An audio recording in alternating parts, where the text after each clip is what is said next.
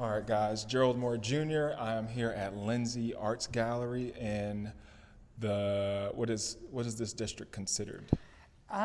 It's really going to be called something, but we haven't all agreed yet. I mean, Okay. at least for now, it's kind of the Gay and High Arts District Gay and because High it Arts surrounds the intersection of North High and Gay Street. Okay, and so I am here with the owner of the gallery. What's your name? Duff Lindsay. Duff Lindsay. Shout out to Duff Lindsay in this beautiful art space. He was down in the short north and they've relocated here. Can you tell us a little bit about that transition, on what it's been like to move from down there to over here? Well, we had a lot of good years in the short north, but the short north had changed so much that it really wasn't an art district anymore. It's more of a bar and restaurant district. And I had started to feel, even as recently as 2 or 3 years ago, that it just didn't make sense to have an art gallery up there anymore. It's like a lot of my customers who were older, they didn't feel comfortable coming down there because they said, you know, we don't want to be bumping into drunks on the sidewalk. And so there's a whole new arts district around North High and Gay Street, and there's 6 galleries down here now, and there's going to be a lot more happening in the future in this neighborhood too. Yeah, I love it. And let us know about some of the artists that you have, and what is your selection process of getting those artists? Okay, well, unlike a lot of galleries, the selection process is me. I show what I like, and stuff has to be what I like. Would I hang it in my house? And do I think that somebody else will like it enough to want to buy it and add it to their collection? So that's really my process. Other galleries, you know, I think they work on, well, is this a big money artist? Is this going to draw interest from people in New York or whatever? That stuff can happen, but it's not what drives me. Gotcha. It's about what I like. I figure I got to spend a lot of time in here. For sure. And I want to be surrounded with art that I love. I don't want to walk in here every day to come to work and have art that I look at and go, oh boy, I wouldn't hang that in my house. Right. And what has been some of your favorite artists to work with? I know you've talked about a couple of them off camera, but what have been some of your favorite artists? Well, two Columbus artists, and nationally and internationally, now that they're long gone, unfortunately, they're quite famous around the world, as Elijah Pierce and William Hawkins. And they were both African-American artists from the east side of Columbus, and they're collected all over the world now. Yeah. And I always take the opportunity to say, if you've got an Elijah Pierce or a William Hawkins that you inherited from your grandparents, and you're ready to cash it in, come see me. Oh, see Duffy, okay. All right. And now you were telling me about this building and it being redone because this was all vacant just a few years ago. So can you give us a little bit of background on moving into this building and then the architecture of it as well? Well, I was approached by the landlord about 4 years ago about moving my gallery from the short north down here. And I had driven by this space for years and seen the architecture of it. I couldn't see inside because the windows were papered over. But when I finally did get inside, it was destroyed. Inside of it was like a bomb went off in here. And the landlord promised me that he could bring it back to its glory that it was in the 20s and 30s. As a matter of fact, and some people will recognize this business because Argo and Laney Jewelry Store is still in Columbus. There's one in the Kingsdale Shopping Center in Upper Arlington. In 1928, this was the first Argo and Laney Jewelry Store. And the guy that runs the one in Upper Arlington, he's a grandson of the guy who used to have his jewelry store in this space. Wow. And so the landlord, he talked me into moving my gallery down here and rehabbing this space to bring it back to the glory that it was in the 20s and 30s. And he kept his promises. I mean, the architecture and the finish work on this space is just spectacular. Yeah, it's beautiful.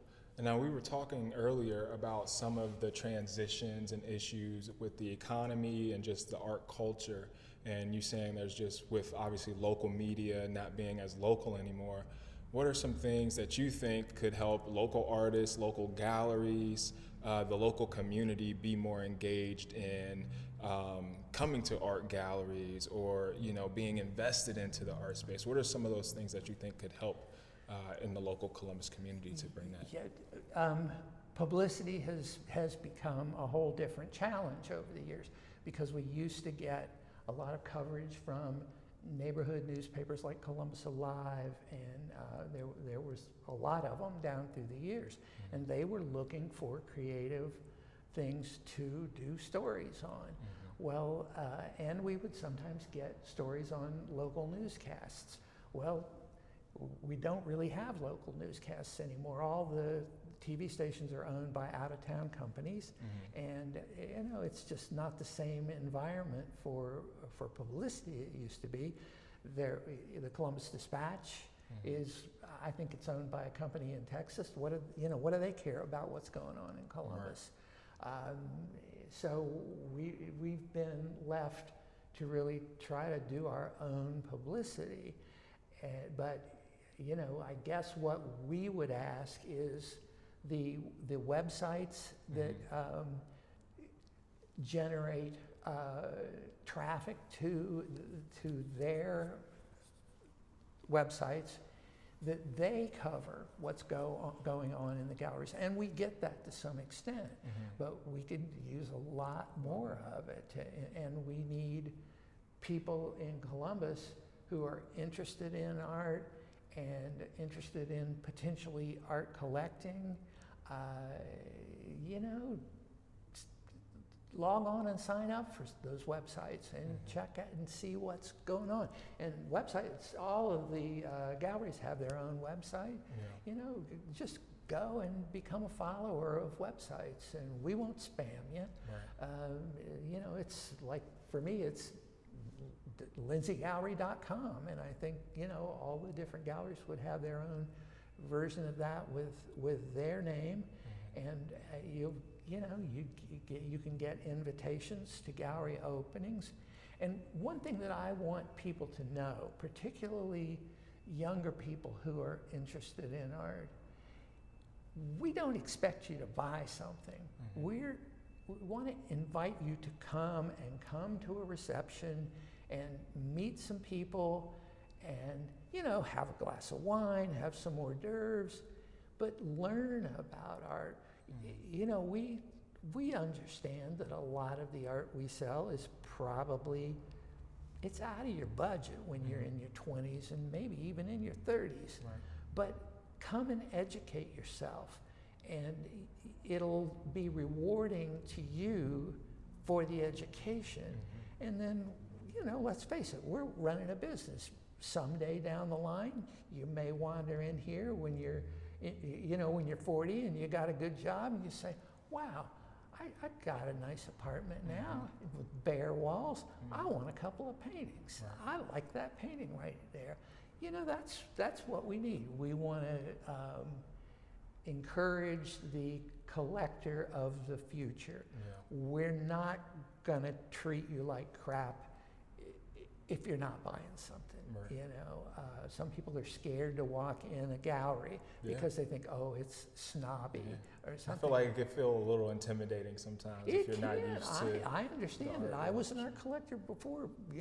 I opened my first gallery 28 years ago, and I was a collector before that. But at first, I was like, what is it?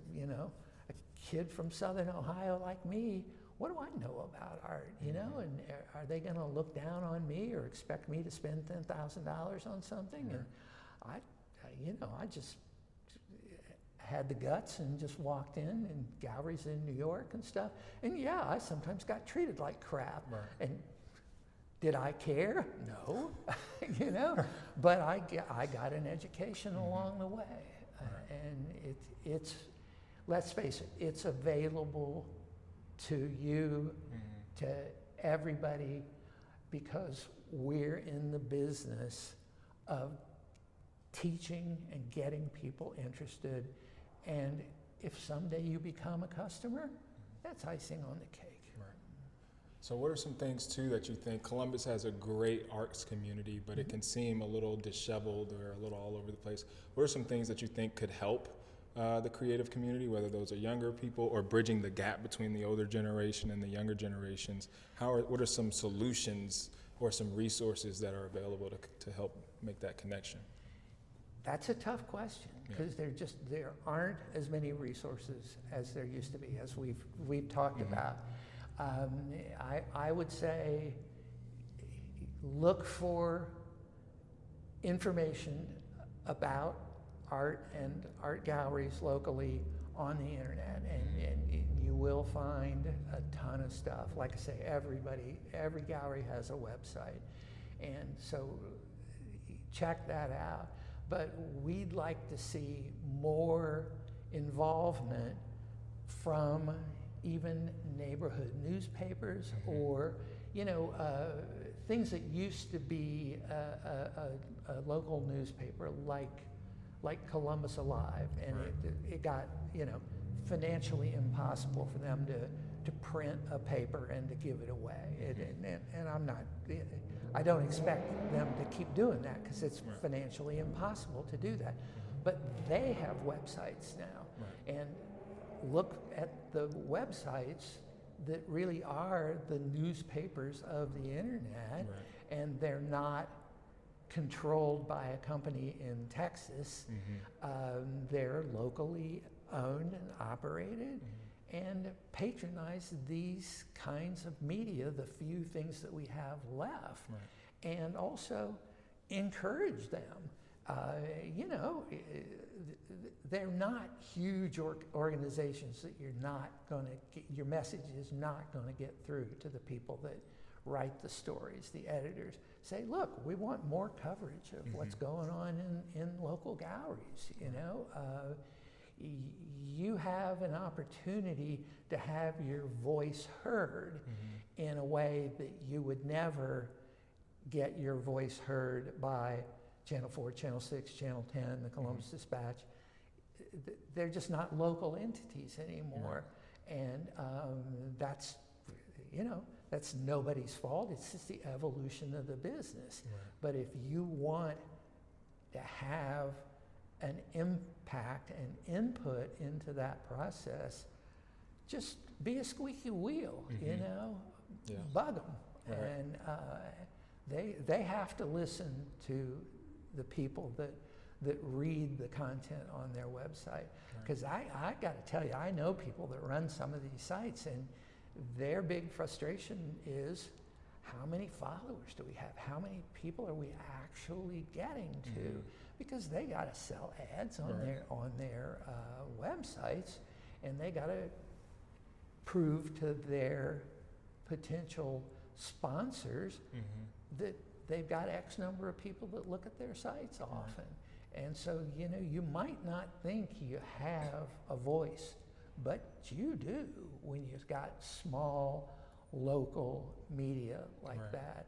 And let's face it, we can use the help, and it makes a difference. It actually makes a difference. Perfect. Well, can you show us around the gallery and showcase some of the artists and some of the art you have in the wall? Well, this show is the show of two artists, and this work is by Robert Falcone. He's a Columbus artist that we've worked with for many years. And just as an aside, he's a retired trauma surgeon, and he's always been an artist, even though he was a doctor and a surgeon. Before he went to medical school, he went to Columbus College of Art and Design, and he's continued to paint. So his work is incredibly in your face and colorful. It's, any artist that you look at, there are going to be people that love it and people that don't, and people that don't get it. That's okay with me. I don't expect everybody to love everything, but this is incredibly colorful. And as you can see as we walk around, there's art piled everywhere because I'm getting ready to do a big New York show next month. That's and let a the whole people other know where your story. art show is and what the name of it is. I'm doing the Outsider Art Fair. It's in Chelsea, in the Metropolitan Pavilion, and it opens March 19th, and it's galleries from all over the world. I think this will be our 18th year of doing it, and it's open to the public. I encourage anybody in Columbus who has reason or business to be back and forth from New York, or if you've got family there or something. If you find yourself in New York City next month, go to the Outsider Art Fair. I'll be there with a big booth with a lot of Columbus artist stuff and a lot of famous artist stuff, and you will be blown away to see the level of a show like this.